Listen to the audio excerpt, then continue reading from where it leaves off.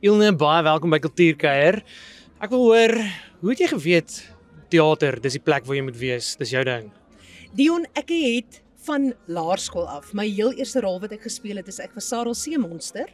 En ek het een lyn gehad en my lyn was, stories is my lewe. Maar op TV? Nee, ongelukkig nie op TV nie, ek wens, maar nou wat ek ouer is, nou besef ek, weet jy, sonder dat ek het besef vir daai tyd, was die saadjie al geplant, want vandag is stories my lewe. Wow. Ek vertel stories, ek skryf stories, so dit is waar die gogga gebyt het, al van 5 jaar af. Wow, presies soos wat jy sê, stories is jou lewe, jy's betrokke by tienertoneel, radiodramas wat jy vertolk en skryf en dan nog beoordeling. Sê nou maar jy is besig om in die beoordelaarsstoel te sit. Waarna kyk jy om te sien wat laat 'n akteur vir jou uitstaan? Ja, beoordeling is altyd moeilik, want ek weet jy, mense sit eintlik dan terug en dan kyk jy na 'n ander akteur en ons is eintlik almal so dieselfde, maar ek dink die groot ding van beoordeling waarna ek deesdae kyk is storievertel vermoë.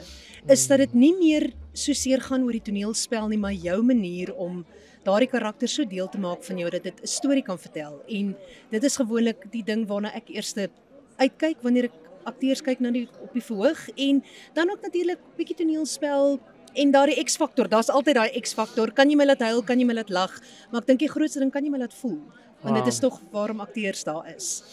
En dan nou, as jy praat van storie vertel vermoë, ons weet die teks is eintlik ook so half die eerste saadjie waar 'n storie begin en wat dan uiteindelik dit tot by die verhoog kan vat.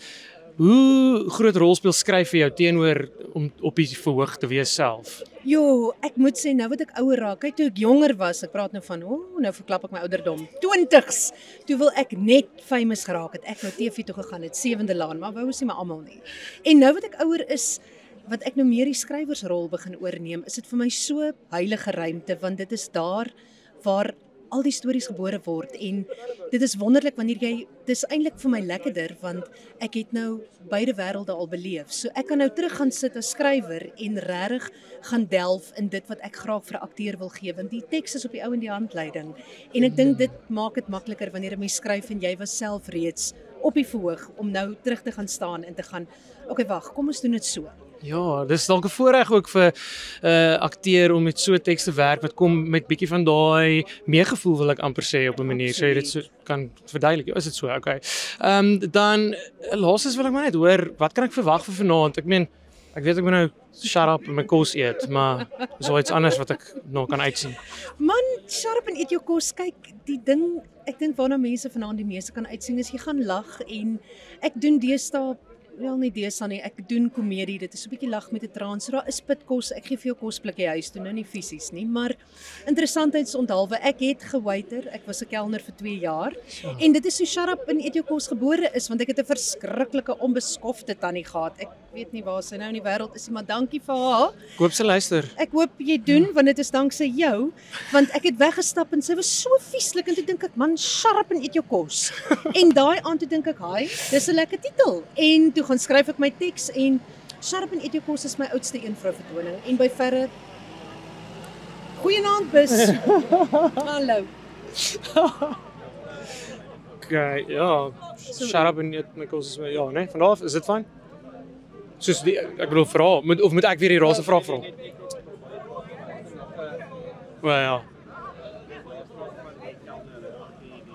Die tante. okay.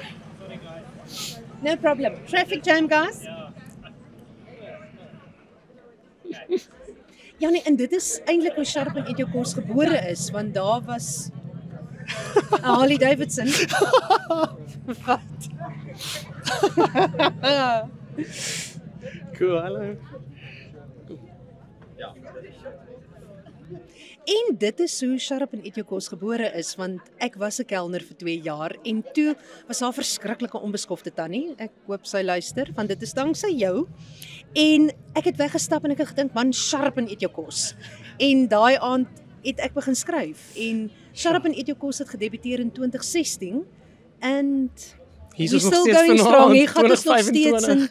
en ek dink die wonderlike ding van skryf is die relevantie, as jy 'n relevante tema het, want almal eet uit, ons baie van ons moes al 'n kelner gewees het, so ek dink daar lê jou goudmyntjie, as jy moet gaan kyk na tekstemas, is vat iets wat relevant is, wat almal elke dag nog steeds gebruik? Ek gesels baie lekker met jou, maar jy moet seker gereg maak vir die verhoog en daar blaas 'n trompet. Moet ek daai nou ook weer optel? Is dit Okay, sorry.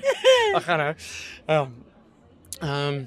Ek gesels baie lekker met jou, maar jy moet seker ook nou gaan regmaak vir die verhoog, so ek gaan jou verlos, maar baie dankie dat ek met jou kon gesels. Dankie Dion en geniet die aand. Dankie, ek seker ek gaan.